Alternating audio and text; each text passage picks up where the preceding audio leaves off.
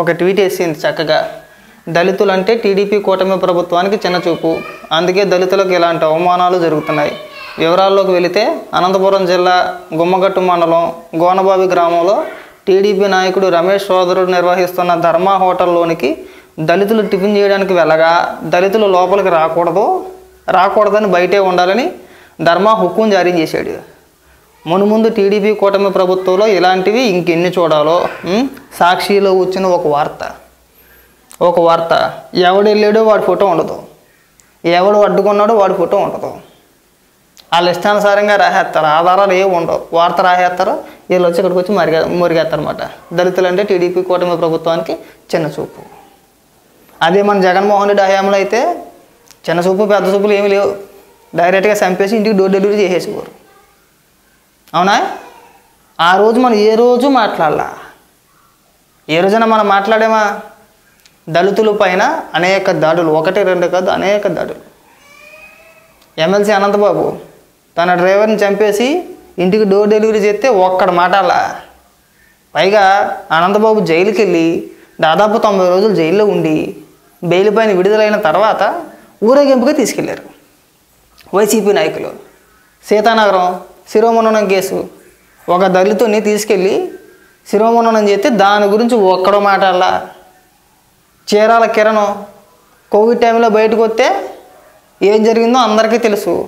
అలా చెప్పుకుంటూ పోతే 1 కాదు 2 కాదు అనేకం. మనకు ఒక రోజు సరిపోదు, చెప్పుకుంటూ పోతే చాలా చెప్పుకుంటూ పోవచ్చు. మనం ఏ రోజు మాట్లాడాలా? ఇక్కడ ఎవడో ఊరు పేరే లేదు, ఆడి ఫోటో లేదు, పోనీ ఎవడెళ్ళే లోపలికి వాడి ఫోటో కూడా లేదు. దానికి సంబంధించిన సమాధానాలు చెప్పరు, అవి ఎక్కడ కూడా ప్రచురించరు, అంతా అబద్ధమే. ఆ సాక్షిలో వచ్చేది డేట్ ఒకటే నిజం ఉంటుంది, మిగతా అన్నీ అబద్ధాలే. అంటే డోర్ డెలివరీ చంపేసి డోర్ డెలివరీ చేస్తే పెద్ద చూపు చూసినట్ట, మర్యాద ఇచ్చినట్ట. దానికి కూడా కావాలితే ఏదో ఒక రీజన్ చెప్పేస్తారు. పాపం వాళ్ళు కష్టపడి బతకలేకపోతున్నారు, అందుకే చంపేసి డోర్ డెలివరీ చేసి వాళ్ళకి విముక్తి కలిగించాము, స్వర్గంలో ఉన్నారు ఇప్పుడు హ్యాపీగా అని చెప్పినా చెప్తారు వీళ్ళు. అంత నీచులు కదా శ్యామల? అంతే కదా మీ దృష్టిలో? చంద్రబాబు నాయుడు గారు మీ తల్లిదండ్రులు ఎప్పుడైనా సరే రాష్ట్ర ప్రజలకు చూపించారా? ఎప్పుడైనా వాళ్ళకి ఒక పూట భోజనం పెట్టారా అని మాట్లాడుతున్నారు. సరే ఒకసారి వినిపించిన తర్వాత ఎవరు కుటుంబంలో ఎవరు రోడ్డు ఎక్కి మాట్లాడుతున్నారో ఒకసారి అది కూడా మాట్లాడుకుందాం. ఇదే చంద్రబాబు నాయుడు అడుగుతాను. అయ్యా చంద్రబాబు, నేను చంద్రబాబు ఒకటే ప్రశ్న అడుగుతాను. అయ్యా చంద్రబాబు, నీ తల్లిదండ్రులు ఎవరో ఈ రాష్ట్ర ప్రజలకు ఎప్పుడైనా చూపించావా? చంద్రబాబు అడుగుతాను ఇదే సూటి ప్రశ్న. మానవతా విలువల గురించి మాట్లాడే నైతిక హక్కులు ఈ మనిషికి లేవు.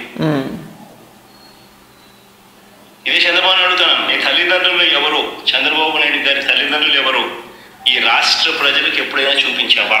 ఇంటికి బుర్ర ఏమన్నా పని చేస్తుంది అసలు? కాస్త మైండ్ని మాట్లాడుతున్నావా? చంద్రబాబు నాయుడు గారి తండ్రి 1997లో చనిపోయారు. ఆయన వాళ్ళ అమ్మగారు 2005లో చనిపోయారు. సరే పోనీ వాళ్ళని రాష్ట్ర ప్రజల ముందుకు తీసుకొచ్చి చూపించాల్సిన అవసరం కూడా లేదు. ఎందుకంటే వాళ్ళు ఏ రోజు కూడా రాజకీయాలు మాట్లాడలేదు, రాజకీయంగా మా కొడుకును ముఖ్యమంత్రిని చెయ్యాలని చెప్పని ఎక్కడా అడిగారా? మన కుటుంబమో మీ అయ్యి చచ్చిపోతే శవాన్ని పక్కన పెట్టుకుని ఇలా కూర్చొని నేను ముఖ్యమంత్రిని అయిపోయాను, నా కోసం సంతకాలు పెట్టండి అన్నాడు. కుటుంబ విలువల గురించి నువ్వు మాట్లాడతావా? ఏంటి చంద్రబాబు నాయుడు గారు వాళ్ళ తల్లిదండ్రులను రాష్ట్ర ప్రజలకు జీవించలేదా? ఏం అవసరం అయ్యా?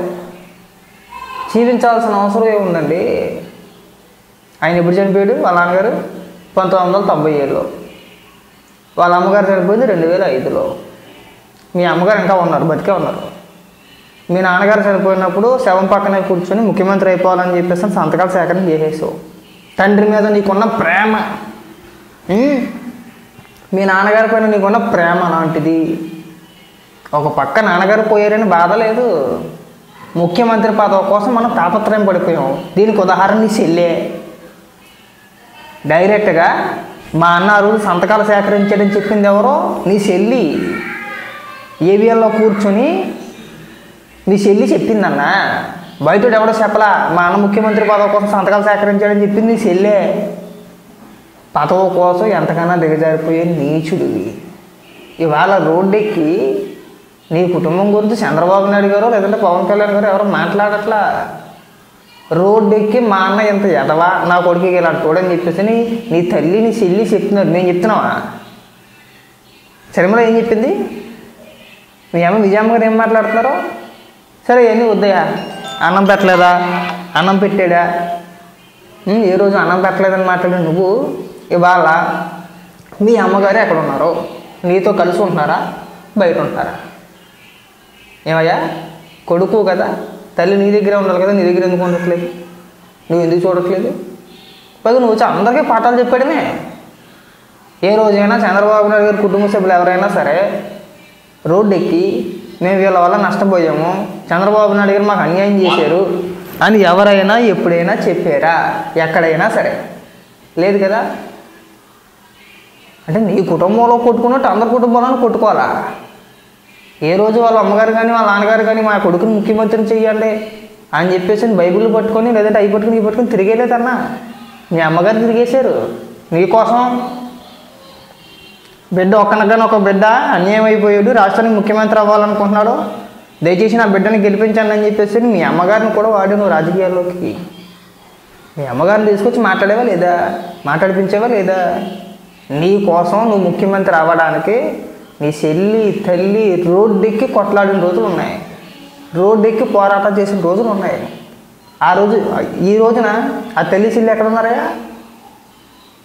5 ఏళ్ళు అధికారంలో ఉండి నువ్వు తల్లికి చెల్లికి చేసింది ఏంటి?